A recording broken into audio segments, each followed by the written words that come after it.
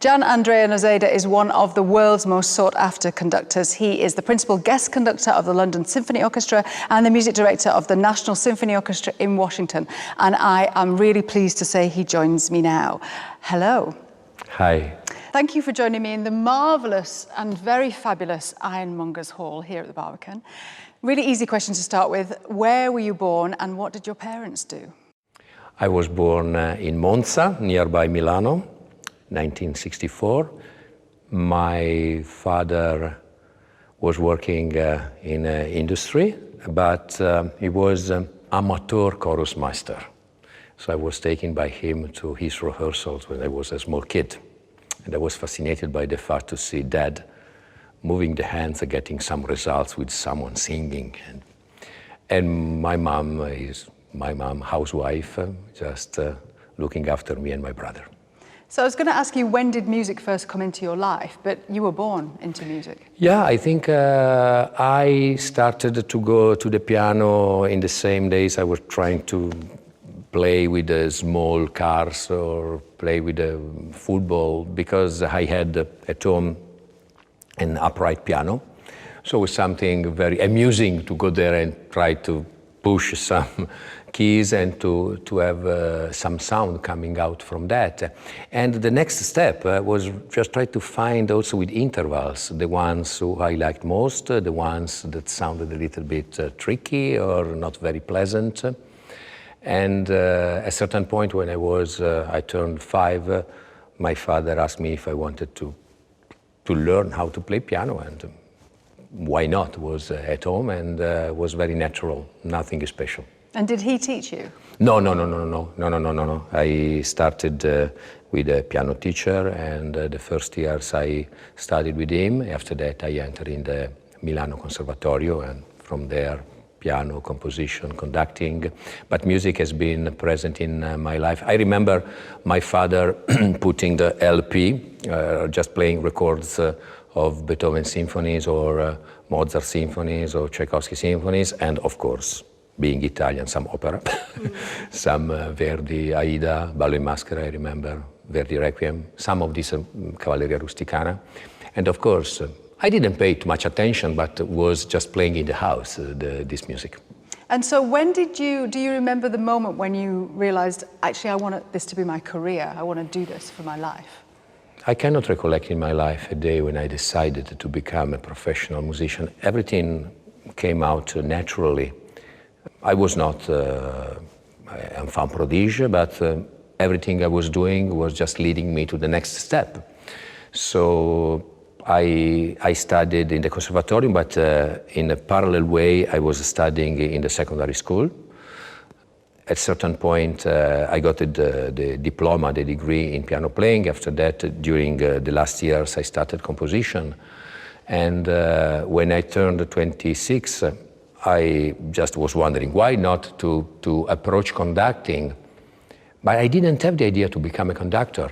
I wanted to see the music, approach the music from a different angle, because one thing is just to look at the music when you are playing. One thing is to look at the music when you are composing, when you are in front of the white paper.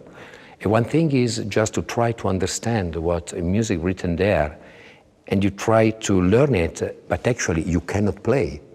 You don't have your instrument, so it's a different way to approach music. The turning point has been when I applied for 2 international conducting competitions in the same year, 1994, and it happened I won both of them. That has been, the ringing call, oh, maybe I should express myself, because in music as a conductor, because until that moment I was playing piano, chamber music, concerts, music in the opera houses as a co-repetitor.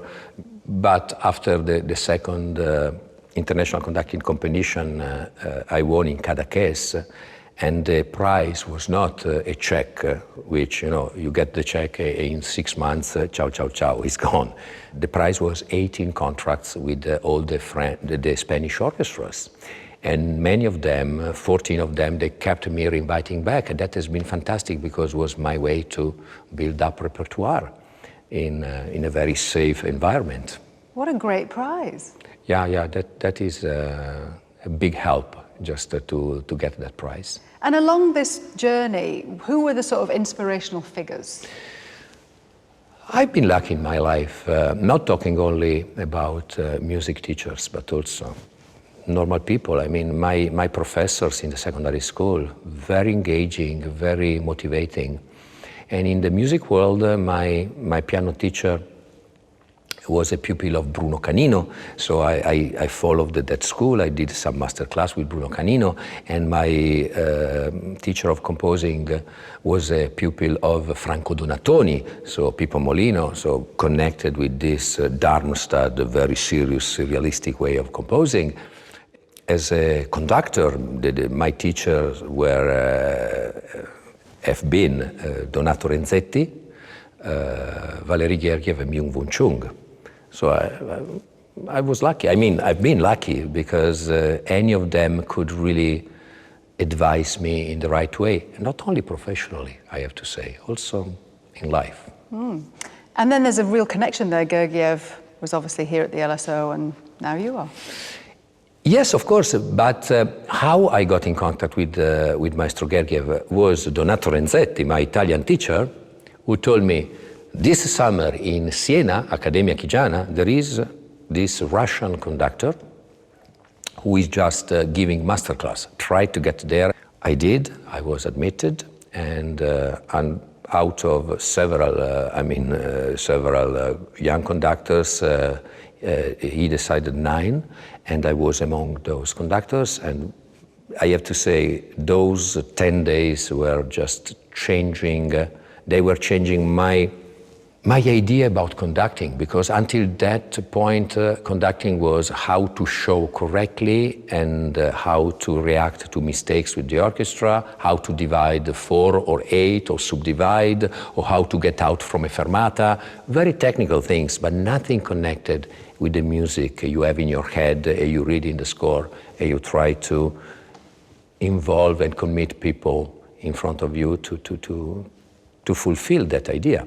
Bad or good that the idea is, but the gesture is connected with the previous idea, with the idea of sound, that should be very clear in your mind and your heart. And Maestro Gergiev, Valery, was really pushing in that direction.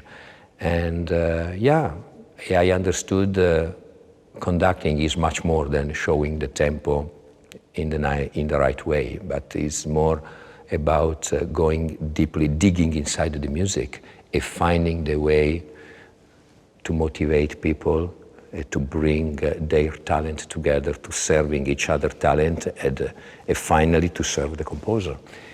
So, do you enjoy rehearsals as much as a performance? I don't think it's possible a good performance without a good series of rehearsals. So, of course, it's different, the attitude, because in the rehearsal, I try to put the conditions that allow in the concert something special to happen. I don't go very annoyingly deeply at the detail, but to create the conditions that maybe in the concert something will blossom right there. And sometimes I wonder what an orchestra needs from a conductor, especially a great orchestra. And once, or a few times I asked my friends in the orchestra, in great orchestra, I said, any of them told me, we want to see if the conductor has something to offer. Simple like that. Yeah, but to have something to offer, that means you should know the music incredibly well, to try to get inside and to find the element of truth that is hidden behind the notes, knowing that you will never get to the truth because you cannot talk to the composer. And even today with the living composers, you can ask, but they are very private, emotionally probably shy to tell you exactly what has been their need to start to compose that music. Is very much left to the conductor, to the interpreter, to the performer. So, but I'm sure there has always been an element of a need, of something wanted to be strongly said by the composer, emotionally, historically, and it's just there, it's written, but you have to be able to try to to solve the enigma. It's like a rebus, it's like a charade. You have to investigate and to know the music and all the elements you know from your training, you put in your pocket, your experience as a player, everything should help to make you able to learn better the music and to be absorbed to the music and to offer something to the orchestra. So how do you approach, a great work with an orchestra like the LSO, knowing that they've performed this work a lot with lots of different people? I do the same process in any situation, but when there is a great orchestra, I challenge myself very strongly, because there is always a reason or an element that even if you conduct 50 times or they play 1,000 times, will surprise you if you are able to read it. For instance, in all the Beethoven 5 first movement is always going downward, ta-ta-ta-to, ta-ta-ta-to, ti-ti-ti-to, ti-ti-ti-to, ti-ti-ti-to, ta-ta-ta-to, ti-ti-ti-to, ti-ti-ti-to, going down. And there is a moment after the development where pa-pa-pa-pa goes a third higher. And that we take for granted because we know that piece since we were kids. But that is a big question mark for Beethoven. That's why he had an empty bar. Ta-ta-ta-ti, pa-pa-pa-pa-pa-pa-pa, where I should go. And it's a small thing, but when I read that different direction going upward, changed my perception of all the first movement, and consequently changed my vision of all the symphony. Sometimes I use imagination, sometimes I immediately tell myself how stupid some vision or imagination should sound. But if I get the result I have in my mind in terms of sound, in terms of structure of the symphony, I think is worth it, even if it's a little bit unorthodox in the way I ask. And are the LSO receptive to these ideas? Very much, very much. Of course, they are very much interested in technical things, but there is a meaning behind that. It's not just short, because when I say short, there are 10 ways to do short. Shortissimo, short with the tails of sound, gentle short, harsh short, dramatic cut of a sound. So it's not just short. Depends what kind of short. And they are very open because they like to be challenged. They like to discover new possibilities. And sometimes if what I have in my mind I ask I don't get, I tell them, let's go back to the origin, because it's not, what I imagine is not as good as you are playing now. So I will be stupid not to take what you offer me, because it's better. Why I have to be attached to my idea if what I receive is superior to what I imagine? So it's always a mutual take and giving. It's a collaboration. Absolutely. I find myself a musician among musicians. So when you've done all the technical stuff in the rehearsal, and by the way, the whole thing about Beethoven 5 going down, I'd never thought about. That's amazing. No. It's amazing. When you're in the concert, are you feeling the emotions of the music? If it's a very sad or profound, are you feeling sad or profound? Or are you just thinking about the technical shorts and longs and all of that stuff? No, I think the technical element is just the normal step you have to climb to be allowed to perform emotionally. I think what is crucially important when we perform is to be able to tell a story, to be narrators.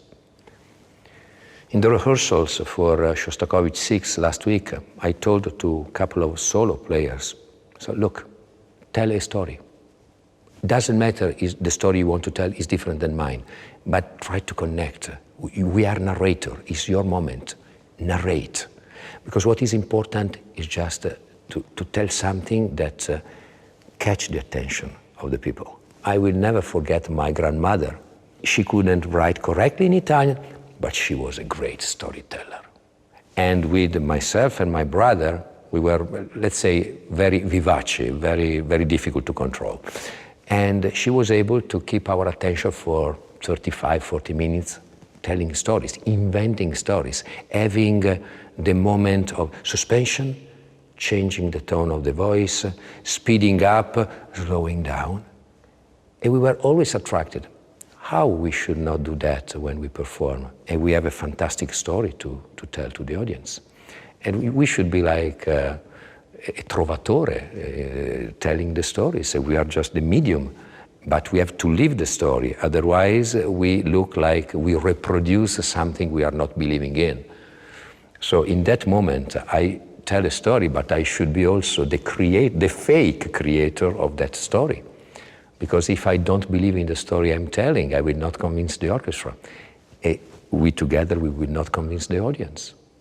So I think the element of narration is crucial in the performing life. So you mentioned Shostakovich, and you're currently in the middle of doing a Shostakovich cycle. So why does he speak to you? He speaks to me, and I'm sure he speaks also to the soul of the 21st century people, because we are living interesting times today. We are challenged a lot.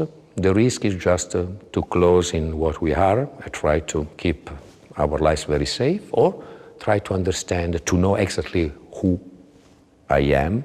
Shostakovich lived all his life with this dualism. So I should be myself, or I should accomplish what they want me, the Soviets, to tell. And how I can survive, giving them the impression I accomplish what they want, but I cannot deny to be 100% myself. So this is fascinating, because sometimes it's just the dual personality, Dr. Jekyll, Mr. Hyde, or I should just, but try to be yourself. The integrity of Shostakovich for me is sublime. And we need to live a sort of integrity, to take responsibility of our decisions.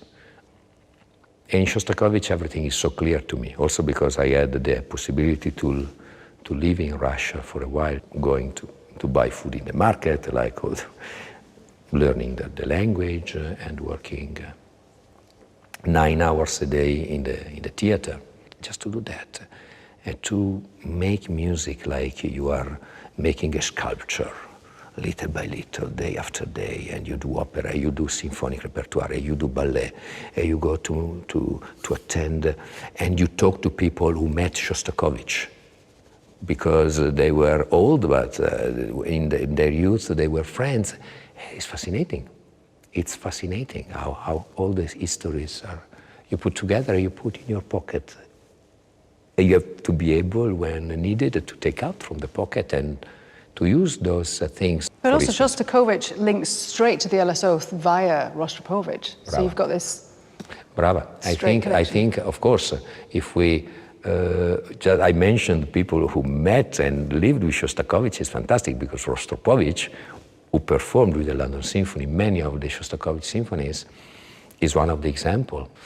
And of course, through Rostropovich, Valery Gergiev, and now with me, very small, of course, those are giants, but just to find out the way to go through this symphony is in a very honest way. Let's put it this way, not, I don't know, maybe it will come out one of the most incredible, but just the honest way, just to be open to accept Shostakovich language and to pass this to the next generations. So who's next? Who's on your kind of bucket list of composers to explore? I've not done yet any Bruckner symphony. I've been always scared. I've never felt yet prepared to approach any of the symphonies. Sometimes when I fear a composer, somehow, I put the score in my home in a very visible place, closed. I don't even open, but when I go there, I see, it can stay there 3-4 months, 5 months, really.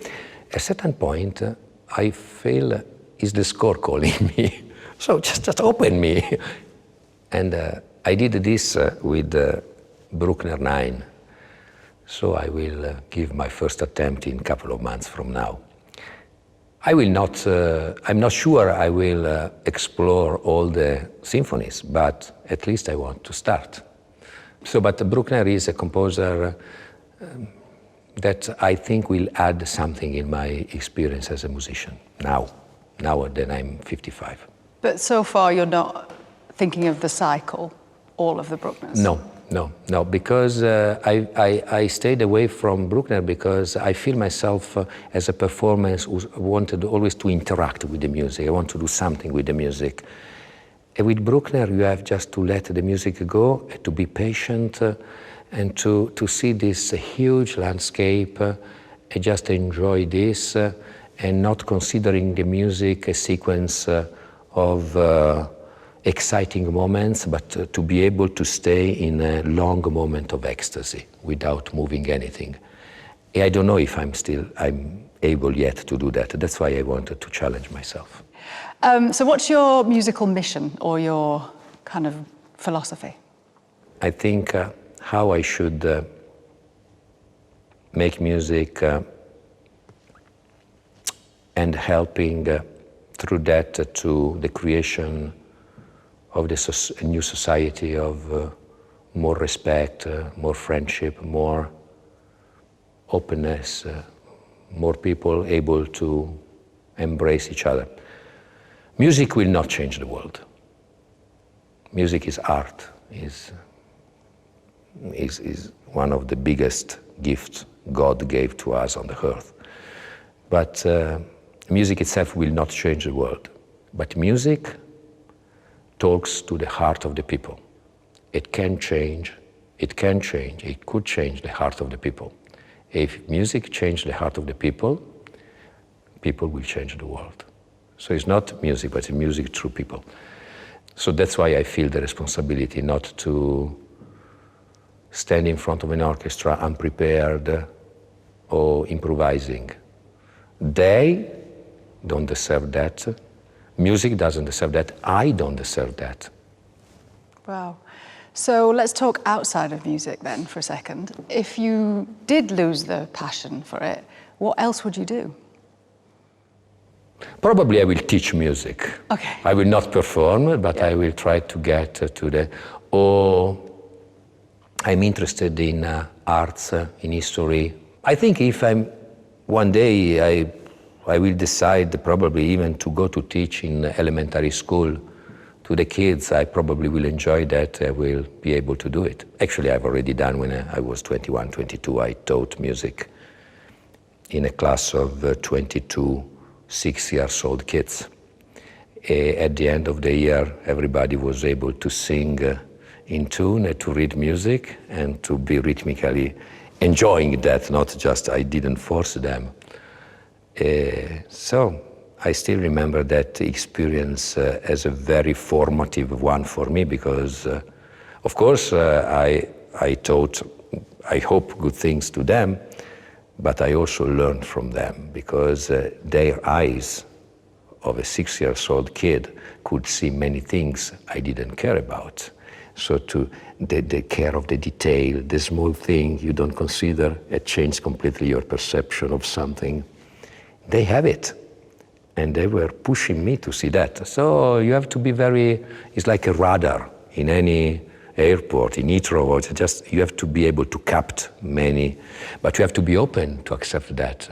And you have also not to be egoistic enough to consider yourself full of things. If you are full, nothing comes in, or there is not space. So he's always like that. He's always giving, taking, giving, then speaking with people, talking with people, listening to people, reading a book, try to understand why Shostakovich, why Dante, why Manzoni, why Shakespeare, why this tragedy, why the friar came 1 minute later and Giulietta was not informed about why. It was a question of 1 minute she could have lived. I always wonder why. If I conduct La Traviata, I have to consider Violetta already dead in the first act. I want to wish and believe that that night Violetta will survive and will live her life. And she dies again. But that makes unbearably dramatic Traviata, even if I conduct it 20 times. And you do feel that emotion? Oh, absolutely. I'm sad for her. Yeah. I was just going to say, if you can control a class of 6-year-old kids, that's a great training for an orchestra. Yeah, I was very young and not ready to do that, but I had, of course, a bit of training, but yeah. So you're obviously incredibly busy, and you work with us in London and also in Washington and various other places. Where do you live? I live in Italy. Home is in Italy on the shores of Lago Maggiore, Lake Maggiore, nearby Stresa, which is very convenient because it's half an hour by car to Malpensa Airport, which is fantastic, very convenient, but also is incredible because we are a little bit up on the hill, so we can have an overview of the lake. We have the Swiss Alps on the left-hand side, and whenever I'm home, it looks like I'm on vacation, even if I have to learn new scores, and of course, my wife and myself, we just enjoy living there. And do you spend a lot of time in airports and on planes and all of that stuff? Yeah, that is I'm not worried about rehearsing every day and conducting 2 or 3 times a week. I'm not worried, I can do it. Of course, all the travels in between, that are tiring, because of course you have to go there, you have to wait, you have to go to a plane. That is very tiring. But look, let's see the positive thing of that. 400 years ago, if they wanted to go from Bach from Leipzig to wherever, he had to take a carro or the horse or something. It took 3 weeks just to move. So it will be unfair if I complain. But of course, I can say it's tiring. Yeah. In Britain, we have a fantastic radio program called Desert Island Discs, which you may have heard of or may not. And on that show, they ask people in the public eye to select a certain number of their favorite bits of music. And at the end of the show, they ask them to pick the one piece of music that that's the only piece of music they could have for the rest of their life. What would that one? And it can be any genre. It can be a movement or a whole opera, whatever. And I know it's terribly difficult for a musician to answer this. One is difficult, but if I have to name at least 2 or 3, it's slightly easier. San Matthew Passion, Nozze di Figaro, Don Carlo, Italian version, 4 acts by Verdi. Also because if I have to decide one, at least they are 4 hours long, so I cannot get bored. Otherwise, if one movement you play over and over again. So are long pieces, but I strongly believe with those 3 pieces, gigantic. But what about some Beethoven? I know it's difficult, but let's stay with Bach, Mozart, and Verdi. Great. Sorry to give you that terrible question on it. No, but I could somehow navigate in. No, but there are pieces also in the 20th century I will difficult to live without. For instance, Sacred Printemps, of course, would be difficult to stay 20 years in an island without listening to Rite of Spring. But at least these 3 pieces are so full of imagination and shift of emotions, the Matteo's Passion, Nozze di Figaro, Don Carlo, that probably will be more satisfying. Great. Thank you so much for talking to me. You're welcome. It's been a pleasure. Thank you.